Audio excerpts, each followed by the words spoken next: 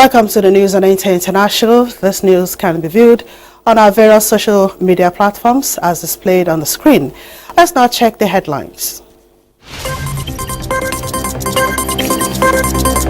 The Akoko Northeast and Northwest Federal Constituency by-election has been described as peaceful and orderly as the electorate came on task.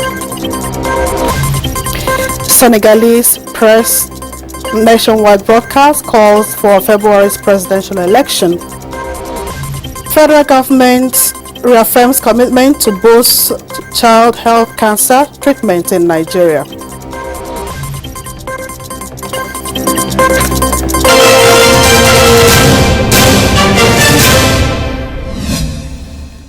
The Akoko Northeast and Northwest Federal Constituency by-election has been described as peaceful and orderly as electorate came out en masse to exercise their voting rights.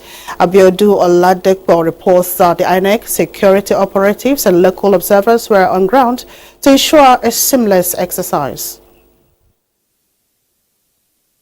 Election materials arrived different polling units visited before 8 in the morning. Unexpectedly, there was large turnout of eligible voters as they were eager to participate in the by-election even better than the normal election. Some of them are elderlies like this octogenarian Theophilus Oluwade, who has been voting since 1960. We have been giving them preference. They have been coming even when the older ones, we allow them to vote before the younger people voted. Some of the candidates who spoke with NTA News described the exercise as peaceful. Beaver is working in here. I don't know that area, but this place is working well. The exercise here is quite peaceful. The security agencies have been quite professional. They've been of good conduct. The process has been smooth and it's progressing smoothly, and we expected that at the end of the day there will be good news. The electorate lauded the Independent National Electoral Commission and the security operatives for the smooth conduct of the election. Think and believe that there will be a voters' apathy, but in this case, I'm sorry, we've been experiencing good turnout. The presiding officer have done incredibly well. The security, everything is okay. We thank God for today. The situation is okay. Since morning, the accreditation is okay. Voting is okay. Then in orderly. The turnout is impressive. No violence, no boat buying anywhere. So we have not recorded any terrible incidents. The beavers had functioned perfectly, despite the fact that we already have our RATEX on the field to provide technical assistance where anyone is malfunctioning. There's no beavers that is malfunctioning. All the beavers worked perfectly. They are fully charged and they are working well. As at the time of filing this report, election has been concluded. Many of the polling units in the federal constituency are waiting collation. From Ikare in Ondo North Senatorial District, Abuja Oladepo, NTA News.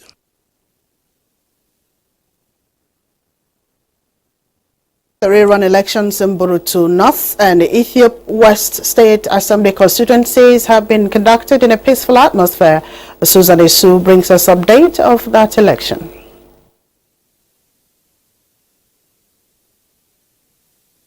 The elections in Burutu North and Ethiopia West State Assembly constituencies were nullified by the Trial Tribunal judgment, and this judgment was affirmed by the Court of Appeal on the 8th and 25th of November 2023 respectively. A rerun election for these constituencies was ordered by the Court of Appeal. The areas affected witnessed heavy presence of security personnel even as voters stand up to cast their votes for their preferred candidate. As early as 9 a.m., accreditation and voting had commenced, and voters described the process as free and fair without any hitch.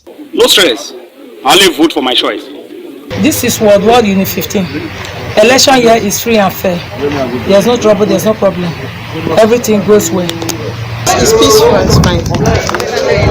The exercise is going smoothly, and we thank God for everything so far, because it's an avenue whereby you actually exercise your franchise. And as you can see all the policemen, everybody smiling, the way the election is going on. because every year is peaceful.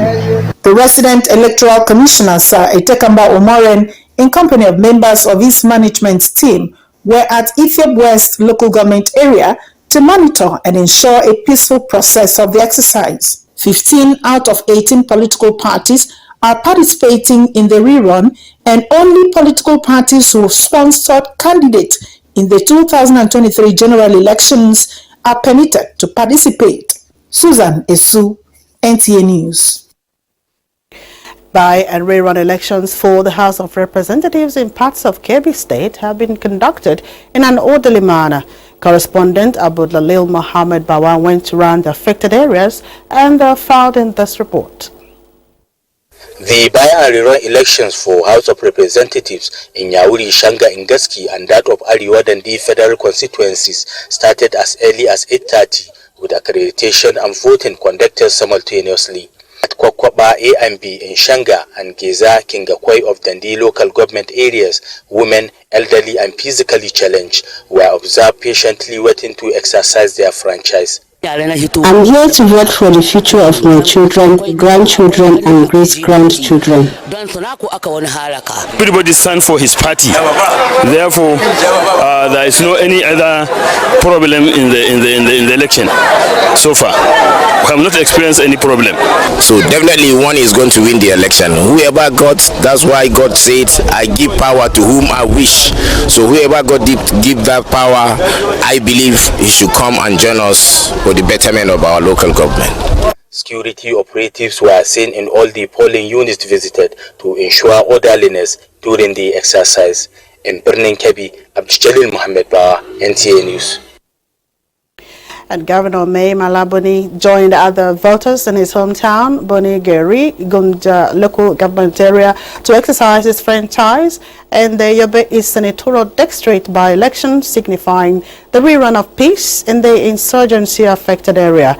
Yunusa Suleiman reports that the exercise was conducted peacefully across the 7 local government areas of the Senatorial District. Yobe East Senatorial District comprises 7 local government areas with a combined total of 74 electoral wards and is adjudged to be the biggest senatorial district in the state. It is one out of the 2 senatorial districts that the Independent National Electoral Commission is conducting by-elections in the country. Governor Mema Buni was in Bulturi Yelmari Polling Unit 004 in his hometown, Bunigari, Bujuba local government area of Yobe State, to exercise his constitutional right in the senatorial by-election, and does so immediately after undergoing accreditation by the electoral officials. I'm happy with the turnout. People are freely here to exercise their franchise without fear or hindrance. That's a very good development, especially looking at this very community is one of the displaced communities that we are able to resettle them back. As of the time of filing in this report, it was gathered that the exercise was also conducted peacefully across other local government areas of the district. What I have observed during my monitoring, everything is going on very well. People are orderly. The crowd is fairly large. And I'm satisfied. So far, all the places I visited around, there are no challenges. The by-election was necessitated following the resignation of Senator Ibrahim Gaidam after his appointment as a member of the Federal Executive Council. In Damaturu, Yunusa Suleiman, NTA News. It was also a very peaceful outing for the House of Representatives election for Orumba North and South Federal Constituency Ward 1. Benson Osadebe reports that the exercise took place in all the 16 polling units as directed by the Appellate Court. Here in Ambreba Wards 1001 polling units. As you can see, everything is peaceful and the INEC officials arrived here on time. People are on queue waiting patiently to exercise their franchise. Security operatives are also working around the clock to make sure that there is no infractions of any manner. Here are some of the electorates that are here to tell us what they feel about the exercise. There has not been any kind of infractions before now, and it's in character of my people. We are very peaceful. At the end of the day, we vote, and the people wish will prevail. Here is Oka Town Hall, polling unit 015, Ward 1, Nanka in Orumba North local government area, where one of the candidates of this election just cast his ballot. The PDP candidate, Okudireza Nwankwo, just has this to say about the development. So far so good. The exercise is very, very peaceful as far as I know. And I keep telling our people to be calm. The total number of voters that collected their PVCs at affected polling units in Orumba North Local Government Council is 161,914. Compared to this number, the exercise is said to have witnessed voter apathy at most polling units visited. The rerun is to determine the winner of Orumba North and South Federal Constituency, as elections were initially cancelled by the Court of Appeal and a rerun was ordered at the affected areas when aggrieved candidates approached the court seeking cancellation of the results. As at the time of filing this report, sorting and counting have commenced at polling unit levels, while the final result is expected to be declared at the Orumba North Local Area Council headquarters. From Nanka in Orumba North Local Government Area of Anambra State, Benson Osadebe, NTA News. Meanwhile, INEC has suspended the rerun elections in a corner in the federal constituency, Akwa Ibom State, due to disruptions, irregularities, and abduction of election officials. A statement by INEC National Commissioner for Information, Sam Olumeko, notes that the elections in 2 polling units, Village Hall, Edemura 003 in Ini local government, and Village Hall, Mbiebong, Ekorodong 003 in Ikono LGA, where all election materials were carted away by hoodlums. Similarly, INEC also suspended elections in all 8 polling units where the original result sheets were not available for inspection by voters before the commencement of the polls in Enugu South 1 state constituency. In Kunchi Sanyawa State Constituency, Kano State, elections in all 10 polling units in Kunchi LGA suspended due to invasion, vandalization, and disruption by thugs. INEC advised the security agencies to investigate the incidents, while the Commission commits to thoroughly interrogating any breaches involving its officials. Moving on, the People's Democratic Party, PDP, has announced the appointment of Ajisafe Kamaru Toyoshi from Osun State as the party's new National Vice Chairman, Southwest. A statement by the party's National Publicity Secretary, Debo Olungonaba, said the appointment was made by the National Working Committee, NWC, on behalf of the National Executive Committee, NEC, of the party. He said Toyoshi, a lawyer and engineer who also served as the Deputy Director General of the 2023 PDP Presidential Campaign Organization, is to complete the tenure of the late National Vice Chairman Southwest, Soji Adegunodo, who died on Tuesday, May 9, 2023. According to the statement, the appointment of Ajisafe Kamaru Toyoshi, which was ratified at the Southwest Zonal Executive Meeting, is in line with the provision of Section 46, subsection 7 of the Constitution of the PDP as amended in 2017. It charged him to use the position to further unite, galvanize, and energize the party in the Southwest Zone, while working with other leaders for the continuing success of the party.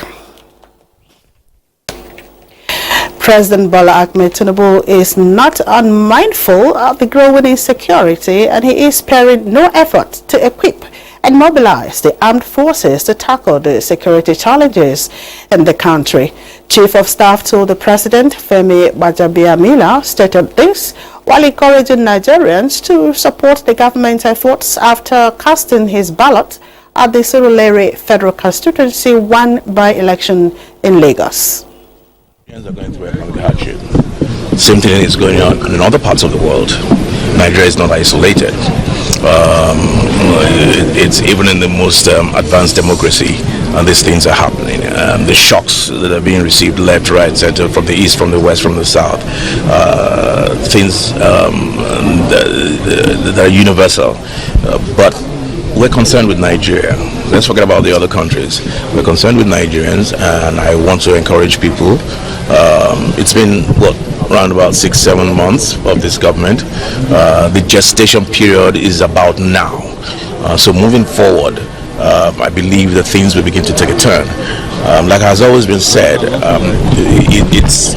it's for it to get better. Some people will say it has to get bad.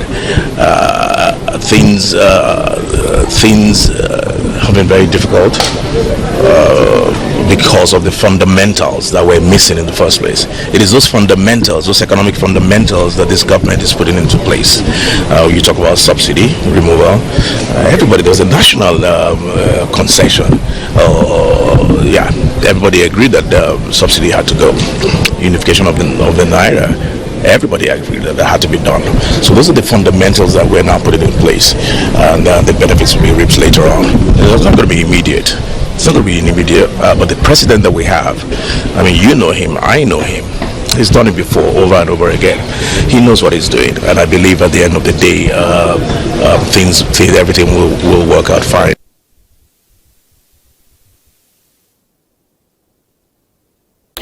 You're watching the news on NTA International. More reports after the break.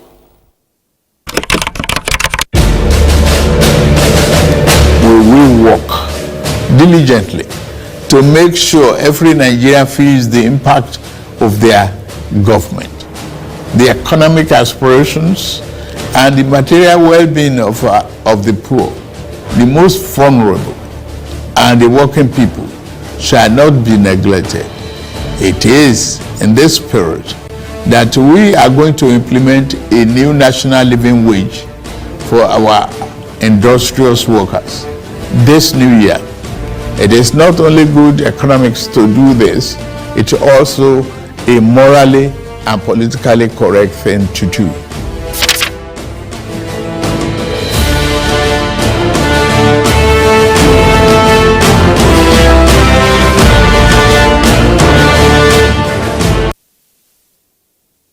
Glad to have you back. Senegalese President Macky Sall on Saturday announced the indefinite postponement of the presidential election scheduled for February 25th, just hours before official campaigning was due to start. In an address to the nation, Sall said he signed a decree abolishing a previous measure that set the date as lawmakers investigate two Constitutional Council judges whose integrity in the election process has been questioned. It is the first time a Senegalese presidential election has been postponed. A November 2023 decree signed by Sall fixed the election for February 25th with 20 candidates in the running, but without two major opposition figures. Sall had repeatedly said he will hand over power in early April to the winner of the vote. After announcing he would not run for a third term as president, Sall designated Prime Minister Amadou Ba from his party as his would-be successor. A Constitutional Council has excluded dozens of candidates from the vote, including firebrand anti-system figurehead Osman Sonko and Karim Wade, son of former President Abdoulaye Wade. And moving on, despite the threat to the democratic system was the birth of a new genre of sit-tight syndrome in political office. There seemed to be great enthusiasm with 18 countries set to head to the polls. Comfort Fashion takes us through an overview of some African countries holding national elections in 2024.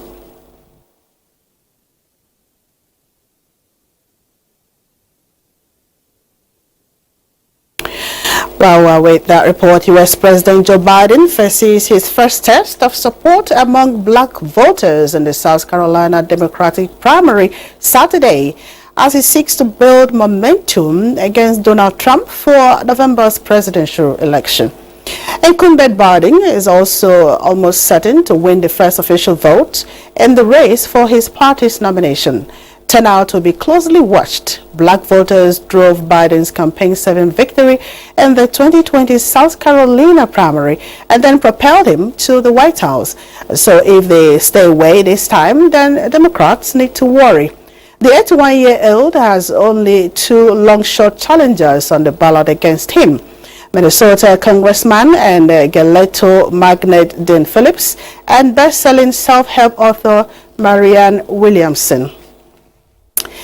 Several recent polls have shown support for Biden slipping among black voters, especially the young, amid frustrations that he has not addressed their priorities despite them backing him 4 years ago. Biden has made it clear he regards it as a proving ground for his ability to maintain the support of black voters. I think the stakes are higher than it's ever been. You know, people have been talking about our democracy being under attack. Biden supporter Samuel Bias 31 said after a rally by Vice President Kamala Harris on the eve of the primary.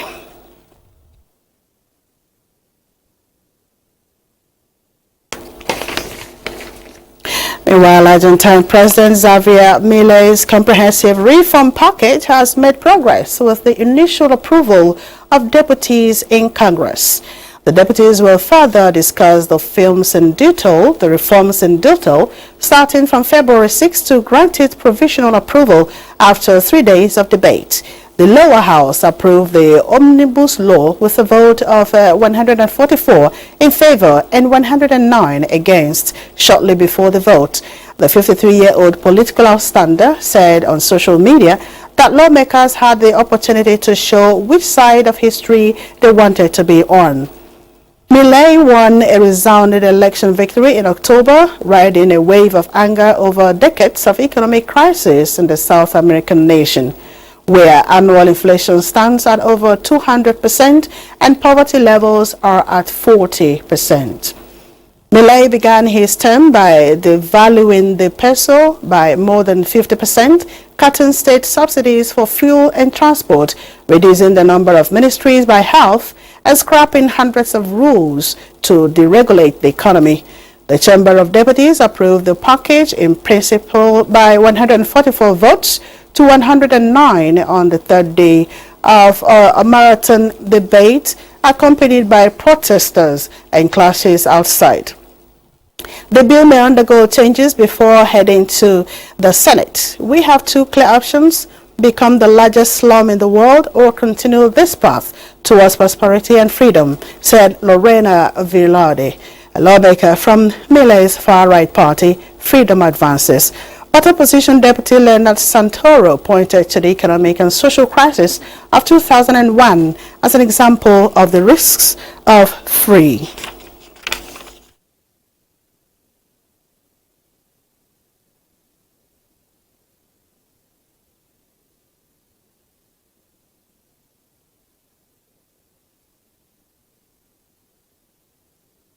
Meanwhile, China has once again reaffirmed its commitment to further strengthen every aspect of her bilateral relations with Nigeria for the mutual benefit of both countries. The Chinese ambassador to Nigeria, Kuwei Jinshun, made the disclosure at an event in Abuja to celebrate the 2024 Chinese New Year celebration. Chukwunonso Nwabweze reports.